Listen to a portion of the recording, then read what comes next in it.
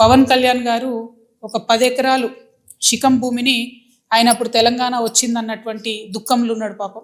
2014లో 11 రోజులు అన్నం తినలేదు, బాగా బాధపడుకుంటా ఏడ్చుకుంటా తెలంగాణలో ఒక 10 ఎకరాల శిఖం భూమిని ఆయన కొనుక్కున్నాడు. అప్పుడు కొనుక్కున్న తర్వాత ఏమైంది, ఆ కొనుక్కునే కన్నా ముందే చాలా చెరువులకు జనరల్గా ఫైనల్ చేసి మ్యాక్సిమం ఫ్లడ్ లెవెల్ అది డిసైడ్ చేయరు.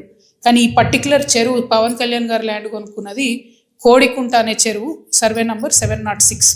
దీంట్లో మొత్తం ఫైనల్ నోటిఫికేషన్ వచ్చింది. ఏ 10 ఎకరాలు అయితే ఆయన కొనుక్కున్నాడో అది శిఖం భూమి అని ఫైనల్ నోటిఫికేషన్లో ఇరిగేషన్ డిపార్ట్మెంట్ చెప్పి ఉన్నది. పవన్ కళ్యాణ్ గారు నిన్న మాట్లాడుకుంటే ఏమన్నారంటే, నా తప్పు ఉంటే అది శిఖం భూమి అయితే ప్రభుత్వానికి ఇచ్చేస్తాం అన్నారు. అయితే ఈయన రిజిస్ట్రేషన్ చేసుకునేటప్పుడు ఎన్ని తప్పులు దొరికినాయంటే, అందులో ఓన్లీ 3 ఎకరాలే శిఖము, మిగతా 7 ఎకరాలు మాగాని అని రాసింది. కానీ అది తప్పు, ఖచ్చితంగా రికార్డ్స్లో ఉంది. నేను ప్రభుత్వాన్ని డిమాండ్ చేస్తూ ఉన్నాను.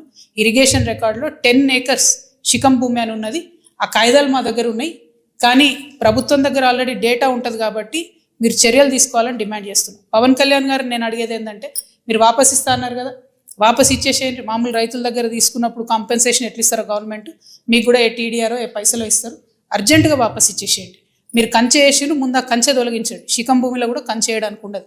మీరు మట్టేసిండ్రు, ఆడ గోవులకు వాటికి వీటికి గ్రాసం వేస్తున్నా అని చెప్పారు. మట్టేసిండ్రు, ఆ మట్టి మొత్తం చెరువులో వేసిరు కాబట్టి అది కూడా తొలగించాలి. తక్షణమే మీరు వాపస్ ఇవ్వాలని చెప్పి నేను పవన్ కళ్యాణ్ గారిని డిమాండ్ చేస్తున్నాను.